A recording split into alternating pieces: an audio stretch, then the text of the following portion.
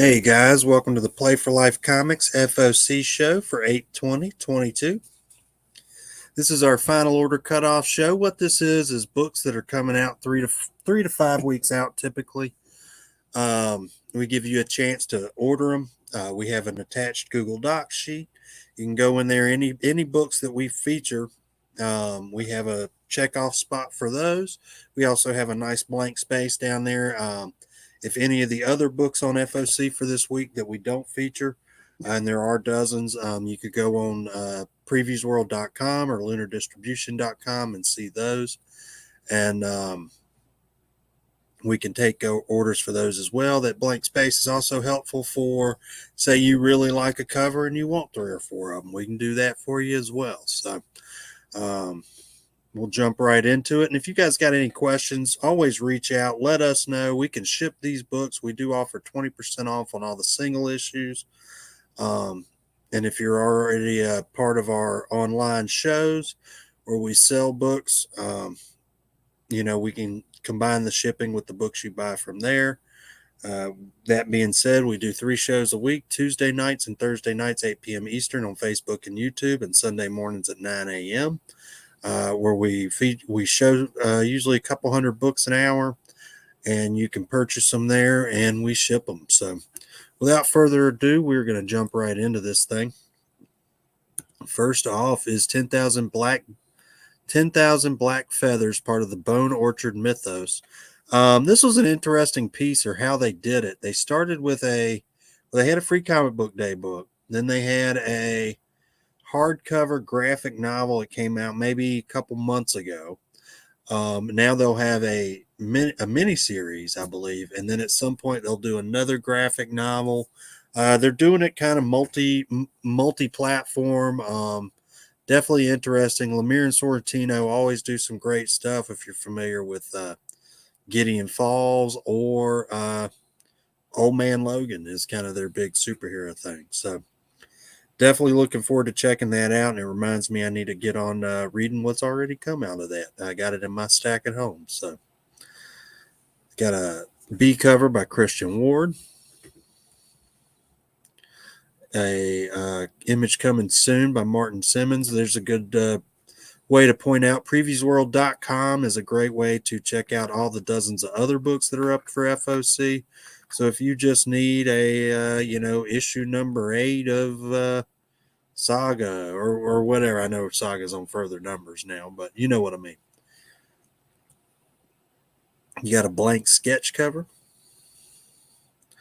On to another image title. This is Least We Can Do. I'm going to see if I get to do this one justice. It is a occupied UK, and this woman is kind of coming up from the lower class, and there's magic involved, and she's trying to lead a revolution. It's almost a post-apocalyptic kind of military-ruled UK that she's rebelling against, but she's got the help of magic, which has now, I guess, reappeared in the world to help her start a revolution. And it's got kind of a medieval look to it, as you'll see from the covers. I'm not sure exactly what the setting and time is, but should be interesting. There's a B cover by Romboli. Another cover, C, very similar. Okay, yeah, it's flipped. The 2 characters. Gotcha. All right. You got a blank sketch. On to Castle Full of Blackbirds from Dark Horse Comics. This is another spinoff of Hellboy and the BPRD. Those are always usually great miniseries reads. I don't read them all, but I'll jump in, and they're enjoyable because you can usually jump in and just enjoy a good story for an issue or two. So this one's a 4-issue series. I think they are written by Mignola. Okay. Yeah, and usually if I'm going to do one, I do like the Mignola stuff. So got a B cover. That one's also very similar to the Bone Orchard B cover with the wings around. Masquerade. So this one had an interesting concept. This woman is kind of a top tier, like Instagram, social media influencer, who's had her family's been murdered or something like that. Everybody knows her face. So everybody knows who she is. She's very famous. So to avenge her family being murdered, she has to, mask up and go seek revenge. So that can be a whole lot of fun. Kevin Smith writing of Jay and Silent Bob fame, Clerks, all that. I think Clerks 3 is actually coming out pretty soon. Yeah, because they're even the imprint of it, I believe, is the Secret Stash Press. Okay. So if you're familiar with Comic Book Men, their reality show about the comic book shop that Kevin Smith has owned. I think the first thing he did with a little bit of money was buy a comic shop in his hometown and stick all his friends in it. And it's still there. And so this is something written by him and for all those guys. So you got a B cover by Frank Avila. The TMNT Armageddon game, #1. I've had a lot of people requesting this, like way out. That I've been having people add this to their pull list for probably 3 or 4 months now. It is, I guess Shredder has like taken over, is like leading the turtles somehow. Basically, Rat King's become everybody's enemy. Okay. So the turtles and pretty much everybody else, Shredder, Baxter Stockman, all of them have now all joined together to try to defeat the Rat King. To take down the big bad. All right. So got a Frederici cover, image coming soon. Of course, as always, a great Eastman cover. Some exciting stuff. This is probably the biggest thing I've heard about people asking about for the Turtles since Last Ronin. Hopefully they get it out a little quicker than the Last Ronin. That thing took forever, but it did have COVID working against it. Great time to point out we do 20% off on all our single issues on these. The only exception is non-single issues. This is one of those. This is a Todd McFarlane Spider-Man Artist Edition. When IDW does these, I've looked at a few of them. They're huge, by the way. They're usually the size of original art, which I'm not sure what. You call them coffee table books. Yeah, I want to say it's like 2 foot by 3 foot. These things are massive. And what it is it's high resolution scans of the original artwork. So you really get to see the process and the line work, which sometimes is a lot more. I collect a little original art, and sometimes it's more impressive to see the broke down version as opposed to the colored version. You just see, you pick up on little things the artist originally wanted in there. It's just neat. So this is a huge $150 book. And I've seen these things. That seems like a lot of money for a book, but they usually don't disappoint. They definitely seem, they're high quality hardcovers. Very nice book. So there's your Todd McFarlane Spider-Man. Definitely a iconic Spider-Man artist, no doubt. So, of course, that's what 316 on the cover. Avengers Forever #9. This is the first multiversal Carol Corps. So if you look in the background of this cover, there's dozens of different versions of Captain Marvel, all getting together to, I assume, fight some big baddie. So there we go. And you got the Spider-Man Beyond ASM covers. Looks like they pulled it straight off an animation cell or something there with Spider-Man and Venom. Leonardo Romero Community variant. Not sure what those are. I'm sure we'll be inundated with images coming soon. If they're doing one, I'm sure Marvel's doing 15 or more. So Carnage #6. This is kind of a new iteration, a new look for Carnage, at least temporarily. Kendrick Lim. Not an artist I'd heard of. Curious if he's related to Ron Lim somehow, who created Carnage. Great looking, very wicked looking take on Carnage there. And I'm assuming it looks like to me he's got Null in his hands, doesn't he? That's what it looks down it's on. Either that or the what's his name? The Dark Elf. Oh, Malekith. Yeah, Malekith. It kind of does look like. Yeah, it could be either one of them. Because I can kind of see an ear, but I'm not sure if that's just a shadow. Yeah, I could see that. Definitely great cover there. And first appearance of This Look of Carnage. You got a Declan Shalvey B cover, which I kind of like this one. Some of his stuff's okay to me, but it's grown on me, his stuff. Let's say that. On to Edge of Spider-Verse. Spider Web Spinner. Web Spinner, new female Spider-Man character. Of course, they're introducing somebody new in all these. This cover has a very Bill Sienkiewicz feel to me. But what caught my attention first off is how many covers do you get with the Spider Buggy on it? So there you go. First Web Spinner, Edge of Spider-Verse number 4 of 5. Guess that's probably cover number 2. Remember, there was the one ASM cover where the buggies on the side of the building. I've seen a few. There's probably more than 2. I can't think of how many. Now I'll probably keep an eye out for it, but at least 2. If you guys know, let us know in the comments. Somebody go down the rabbit hole and start figuring out how many Spider Buggy covers there are out there. My guess, I'm gonna throw a guess out there. I'm gonna guess there's 6 total. There can't be many.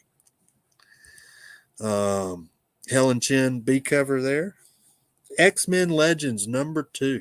I found this interesting. So this is going to be, as most people know, Hulk 180 is the first appearance of Wolverine. He's big in the back panel.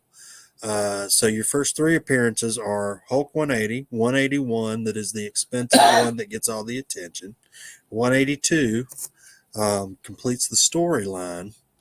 Then you don't see him again until Giant Size X-Men number 1. This fills in the blanks between Hulk 182 and Giant Size. So there you go, before he joins the X team. And obviously he's dealing with some X-Men stuff, so this is probably how they met. The story was that he was sent by whatever the Canadian group is, the Overseas Weapon H, to go handle those mutants. So he's hunting down the X-Men, and I assume that's how he links up. Back with them. Cool Carl Andrews cover with kind of a throwback trade dress. Another throwback trade dress, looks like something I drew in junior high on my back of my notebook or something. Jim Rugg B cover there. Exterminators number 1 of 5. Now this one's pretty interesting. It's a team up with Boom Boom, Dazzler, and Jubilee, and we're assuming X-23, but she's not in the solicitation. They team up. They're going after somebody. Well, no, they're taking Dazzler out for a night on the town because she just broke up, had a bad breakup. But then they're kidnapped and taken to a secret location where they're forced to fight in this arena-style thing. And, of course, 3 women who have the power to make stuff blow up. Right. What do you think they're going to do? Yeah. And I will say, this is something I noticed, and you don't see this on Marvel books all that often, but big old parental advisory at the bottom.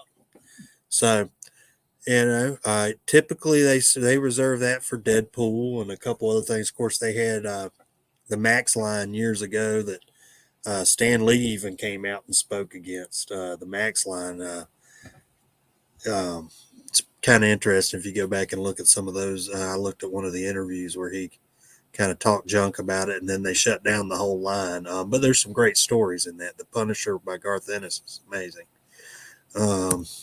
You got a B cover by Art Adams. Great looking X-23 cover there. Scotty Young, as always. Vampirella Mind Warp. This is definitely got some great covers to it. You got Joseph Michael Linsner, another Vampirella miniseries. Great Linsner A cover. Ben Dewey, who I'm not overly familiar with, cool looking B cover. Lurie or Lyrics, if you guys know, let us know in the comments. Has really come out the gate swinging. There's been, I think every week we're featuring a great Lurie cover. There's a really good one for Shazam out this week. We were talking about this one. This one kind of caught my attention. It's not as detailed as the others, but it's just a good looking cover. Jonathan Case. Got a cosplay variant there. and a blank sketch. You got two Oh. FOCs. Yep, the FOC. You got a Puebla original variant and a Lurie. So what the ultraviolets are, this will be, they'll take this cover, and the ultraviolet version will be kind of, they're typically kind of purple and green. It's like they throw a filter on it or something. The 06 protocol.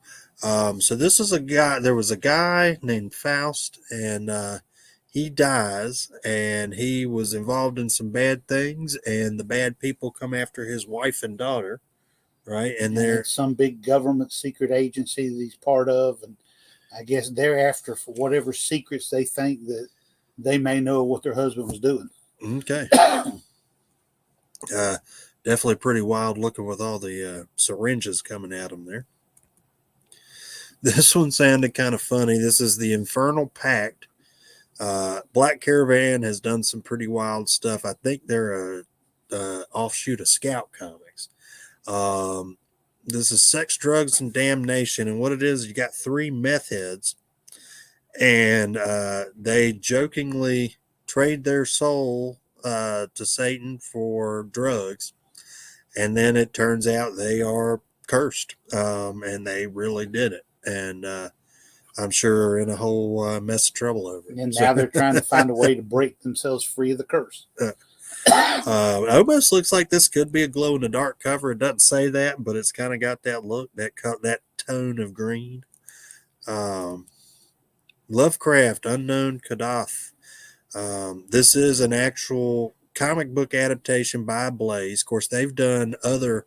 I'm a big collector of pulps and things, and Blaze has done both H.P. Lovecraft and Robert Howard, who created Conan, did a lot of pulp stories. And Blaze went through and did a lot of stuff with Conan, called it the Chimerian because they can't legally call it Conan. So this is him doing some Lovecraft stuff with a change of the name, but it is adaptation. If they do it anything like the Conan stuff, what they'll do is they give you the comic. It's usually maybe 4 issues, 5 issues. They'll give you the comic first, and then in the back, you can read the actual text of what you just read in comic form. So you can read the actual pulp story, and then they were usually serialized in magazines. And also read the comic adaptation. So there you go. Lovecraft Unknown Kadath #1. Got several covers here. Like a Ramalt cover. Andreo. Batista. And a blank glow in the dark. They've done a few of these. There was some other book we had. There was one last week. That was the same thing. Those are all $10 cover prices on those glow in the darks. I will point out the difference, guys. $4 on the regular. You do get 20% off, so those are usually $3.19. The $10, it'll be an $8 book with a 20% discount, guys. Batman One Bad Day. This week, the Riddler book of these came out, and these are huge books. I mean, it was. Let me show you guys, because this thing is practically a trade paperback. It's so thick. Let's see. Yeah. So there you go. Big square bound prestige format book. Some great Batman reading, some great art. This is the Two-Face. The Riddler came out this week. They're doing a bunch from the different Rogues Gallery guys and the Batman stuff. There's a great Jim Lee cover for the Bee. On the Batman versus Robin. In this one, the demon that has created the Lazarus Pit and all the stuff with Ra's al Ghul and all that stuff has finally come to kind of collect his debt kind of thing, and has possessed Damian Wayne. And so everybody's, of course, Damian's already kind of a toughie, so that he's possessed him. And everybody's got to fight it. So you got a great A cover there. And he's also possessed anybody who tries to use magic.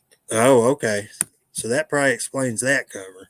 You got a great Joshua Middleton B cover. Middleton's, he's knocked it out of the park for a long time, but these last two or three have been really good. Of course, Zatanna, you don't get a lot of good Zatanna covers. This one's great.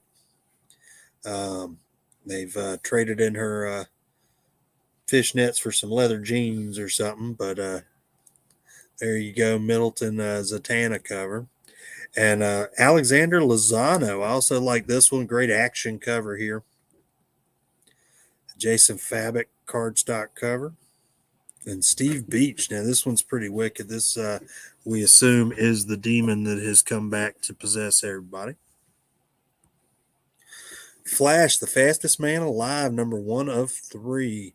Movie pre. This is, yeah, it leads into the upcoming movie. If the upcoming movie happens, we'll see what happens there. But either way, you get a good 3-issue miniseries. I think 3 is a nice tight miniseries. I've been seeing a lot more of these as of late. There's a Ferreira cardstock B cover. And that does it for us tonight, guys. We do appreciate it. And we do ask that you do get these.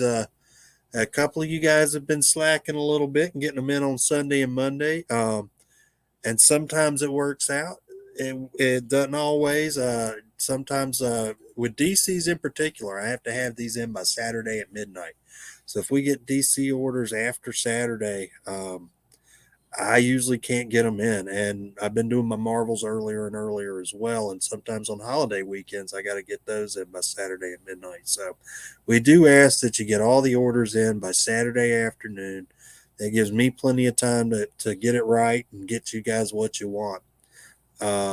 So we appreciate you joining us, and we will catch you next time.